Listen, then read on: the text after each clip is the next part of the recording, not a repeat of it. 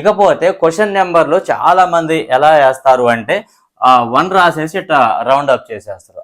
అంటే ఆ 1 కూడా ఎలా రాస్తారంటే అసలు పెన్ను లేపకుండా 1 రాసేసి ఇట్లా వేస్తారు, లేదా 2 రాసేసి ఇట్లా అంటారు, లేదా 3 రాసి ఇట్లా అంటారు. అది ఏమీ అర్థం కాదు. మీరు చాలా క్లియర్గా నెంబర్ ఇవ్వాలి.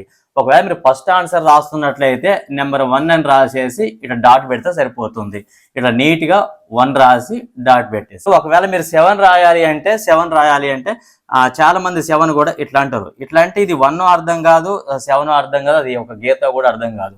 అందుకే నీట్గా ఇట్లా 7 రాసేసేసి మధ్యలో ఇట్లా గీత ఇవ్వండి.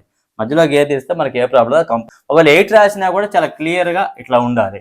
కొంతమంది 9 రాస్తే అది 9 అర్థం కాదు, 4 అర్థం కాదు, ఇట్లా రాస్తారు. చాలా మంది ఇట్లా రాస్తారు. ఇట్లా రాస్తే అది 9 4 అర్థం కాదు. అందుకే 4 ఖచ్చితంగా ఇలా రాసేసి మధ్యలో ఇట్లా గీత పెట్టండి. అది కూడా ఒక ఇక్కడ ఇట్లా 4 రాసేసి ఇక్కడ డాట్ పెట్టండి, సరిపోతుంది.